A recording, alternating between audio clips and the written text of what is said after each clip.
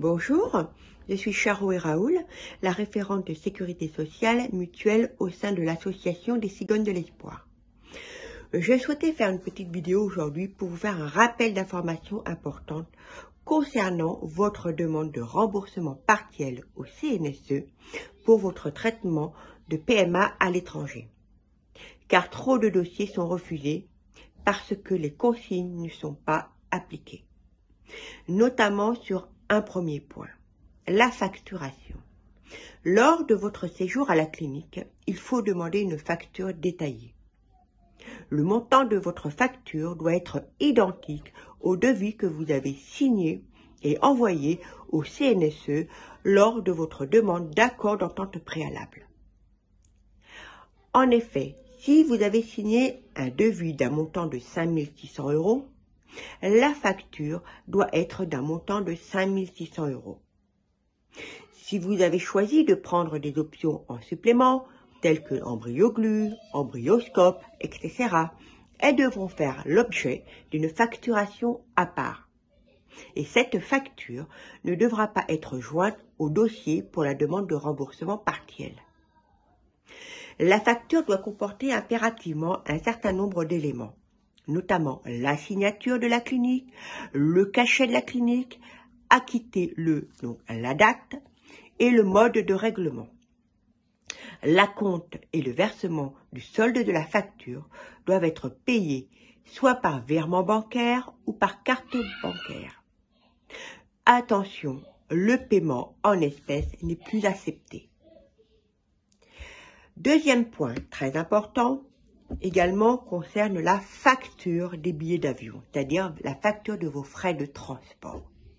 Certains dossiers, en effet, sont envoyés au CNSE par les adhérents, ont fait l'objet d'un refus de prise en charge partielle de leurs frais de transport, car la facture n'était pas conforme aux exigences du CNSE. Afin d'éviter donc toute complication d'un éventuel refus de prise en charge de vos frais de transport, il suffit de contrôler un certain nombre de points indiqués sur la facture, notamment une facture détaillée mentionnant pour chaque passager l'itinéraire, le montant du billet, le mode de règlement, le cachet et la signature et la mention acquittée. Attention, une facture d'un montant global n'est pas acceptée et le paiement en espèces est refusé. Nous vous conseillons pour cela de vous adresser à une agence de voyage physique qui sera beaucoup plus simple et appliquera bien évidemment toutes ces exigences. Pour les personnes qui partent en voiture, les frais de transport dans le cadre des soins de la PMA effectués dans un pays de l'Union européenne, après l'accord d'entente préalable, sont pris en charge juste sur la base d'un forfait de 300 €, valable pour un aller-retour. Sont exclus de la base de remboursement les frais de parking, les allers-retours entre la clinique et le lieu d'hébergement durant les séjours, notamment si vous prenez un taxi ou si vous prenez un Uber ou autre mode de transport.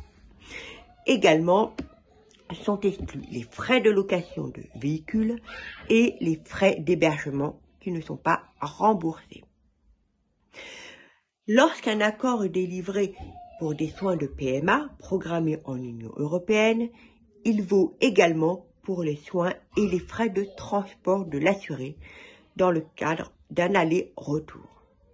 Alors, ce qui est très important également, c'est pour les personnes qui vont en voiture, c'est d'avoir les justificatifs, pas les parkings, mais les tickets donc d'essence ou également qu'on appelle l'itinéraire via Michelin. Voilà, donc il faudrait que vous joigniez en fait ces justificatifs et également les péages. Donc ça c'est important de bien avoir tous les justificatifs. Donc je voulais rajouter autre chose. Les délais actuels des traitements de dossiers sont minimum de 8 mois. et peuvent aller jusqu'à 12 voire 14 mois. Alors 14 mois est vraiment exceptionnel, mais pour certains dossiers, malheureusement, c'est arrivé que nos cigognes aient été remboursées au bout de 14 mois.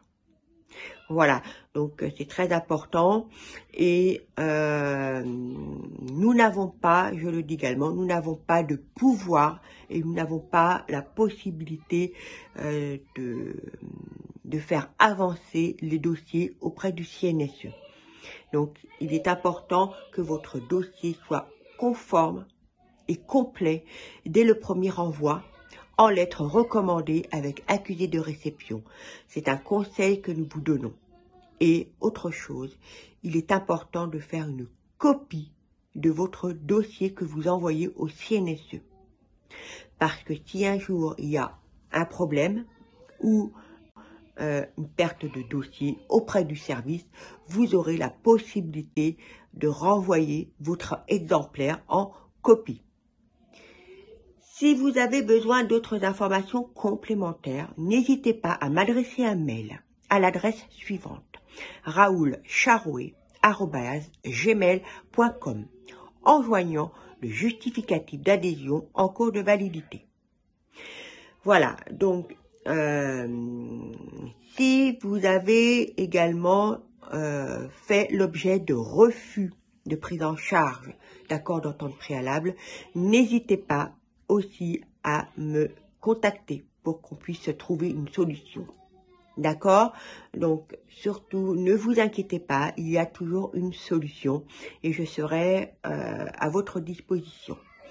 Du lundi au dimanche, 7 jours sur 7, voilà, à partir de 15 h. Donc, je répondrai à toutes vos questions. Je suis également disponible les jours fériés, le samedi, le dimanche. Bien évidemment, je vous demanderai votre compréhension parce que, bien évidemment, je travaille comme beaucoup de gens et étant donné que je suis maman de jumelles de 5 ans, de petites jumelles de 5 ans, donc j'essaye de faire entre deux repas ou dès que je peux. Voilà, je vous remercie pour votre attention et je vous dis à